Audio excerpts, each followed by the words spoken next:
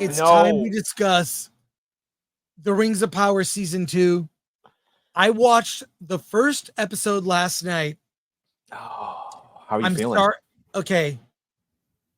I kept falling asleep. I am not invested in these characters. I don't know exactly what their goals are. I feel like some of them are very gray in terms of what their motivations are. I don't understand how someone who's and to be clear, I'm a normie. I saw all the Lord of the Rings movies, loved them. Loved them. Extended edition, of course. Yes. Yeah. Love them all. I saw everyone in the theater opening weekend. I was there for it as a normie. So when normies and hardcore fans love a thing, they've done something right.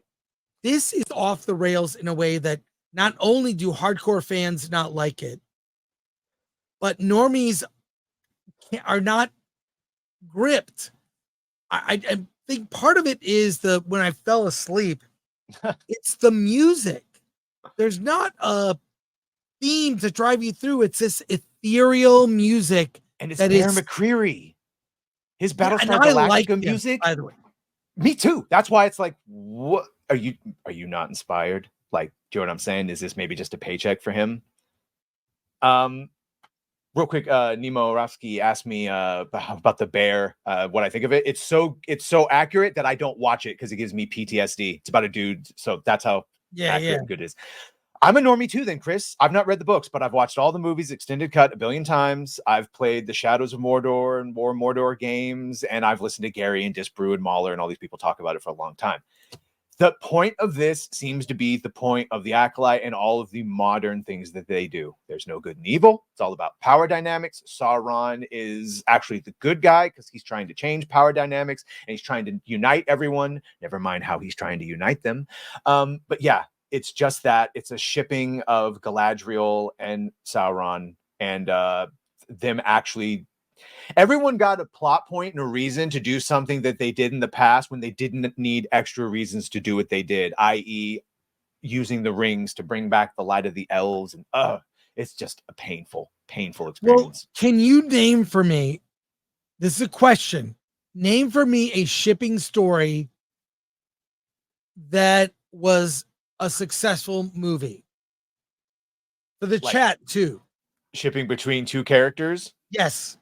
I mean, I'm not sure if this is one of those trap things, but like Guardians of the Galaxy, I sort of shipped Gamora and Star-Lord the whole time, but that's successful. But that's obviously bigger than that. But things that are just about... No, I think I would liken this more to the OSHA and Chimere shipping.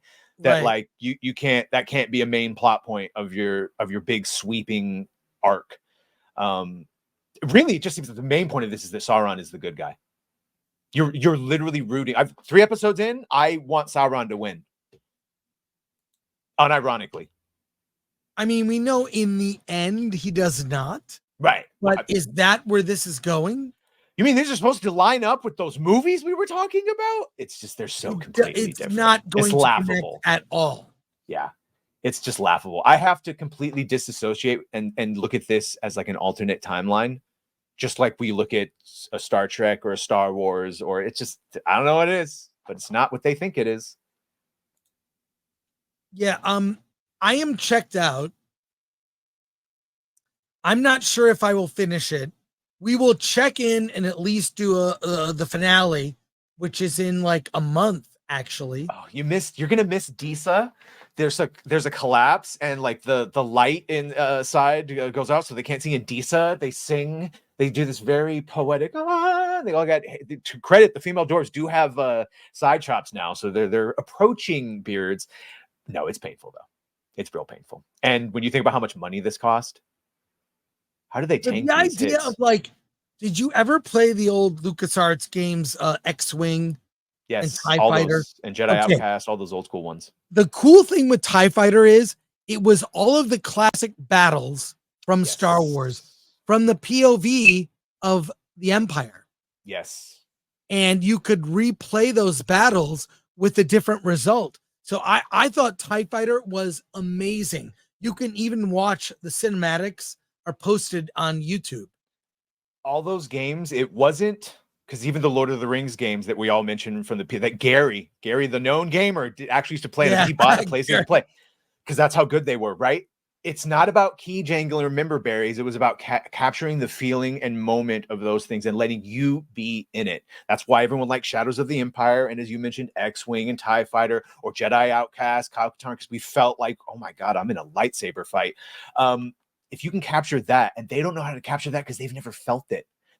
That's what we got to remember. All these people that make these things, they don't feel all those love and connection to the characters and moments like we do. They think maybe they do, but it shows when they try to translate what they think is the key moment or thing. They're just checking boxes. I even, looking back, I question how much JJ really understood about Star Wars. None. Have you heard him talk? He likes he doesn't like the prequels. He doesn't like Return of the Jedi. He likes Empire Strikes Back and he only likes Empire Strikes Back and the last part of Return of the Jedi. So he likes like 1.4 Star Wars movies, and they gave him the whole goddamn franchise. And then the biggest sin is I don't understand how Kathy was allowed. I get it that she's not the demon we think. She maybe hires the wrong people, but how could she not set up Mark, Carrie, and Harrison in a scene together? I just don't get it. Comes back to that. Because it's the biggest sin of all of it. How did you not put them in a scene together? One of the biggest crimes in cinema history. Yes. She had the opportunity to do that and did not. It's what makes me think the timeline is wrong. Like when we go back, Gary blames everything for CERN. Right. It just feels like that shouldn't be the timeline we're in, where we got that and they weren't together yet. Just, I don't know. Makes me want to wake up from the Matrix. That particular, it's so egregious of a decision. Well, let's go to comments, and then I'm going to reveal to you the real reason Rings of Power sucks. Yeah. It's all the same. It's time for a rant. I'm going to tell you the real reason the Rings of Power sucks. Because we can sit here all day and parse the story and the canon. We can sit there and nitpick. This happened in the books. This happened in the TV show, blah, blah, blah. You can go through Marvel movies and you can talk about, well, in the comics, this happened. In the movies, this happened. Here is the real reason it sucks. The characters are not authentic. They are not authentic to the source material. You can go off script you can break canon. You can, not worry so much about all the nitpicky details. If the characters don't feel like they are and stay true to themselves. This is the big complaint about Luke in The Last Jedi, right? So here's the thing. You can break all that stuff. You can change things up. But if the character is not true, it rings hollow. This is why the Marvel movies, for the most part, are successful, because what they get right, what the Marvel movies get right, is character. The characters are true. Hugh Jackman as Wolverine, if he started not acting like that, would be awful. So it's all about authentically being true to that character. They like Spock would never do that. Han Solo would never do that. Kirk would never do that. Luke would never do that. Galadriel would never do that. Gandalf would never do that. That's why Rings of Power suck so bad, is the characters are not acting in a way that's authentic to them.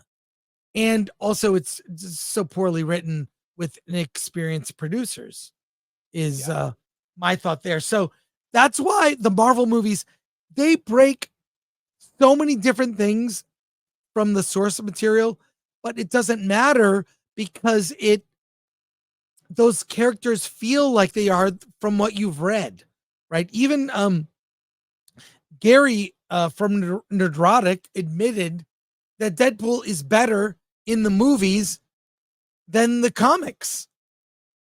Oh, I don't know. What are your thoughts, Badger, on that? About Deadpool. No, I know what you're saying about all this, but I will. It's all about character, right? And the more someone like obviously Ryan Reynolds gets that character, he's been trying to do it for years. The big thing, and I always go back to Henry Cavill in The Witcher when they wanted him to do a scene basically mocking the death of his horse. And even though Geralt, the character, has many horses, he calls them all roach, he treats them all with love and respect. And Henry was like, no, the character wouldn't do that. And then they had him write his own scene. It was one of the best things. And it's the point is that the people that actually love this know these characters. Even if it's a fantasy, we know these characters. So when Luke Skywalker goes off and drinks green tip milks and lets the galaxy fall into darkness, or any of these things, when Galadriel gets the hots for Sauron when she should be married, we call it. Says R&B says it breaks verisimilitude, not just of the world, but of the characters, and it's the quickest way for everything to just Picard season 3. Look at the difference between season 1 and 2 and Picard season 3. All of a sudden, they look and act and sound like the characters because Terry Matalas understood the characters.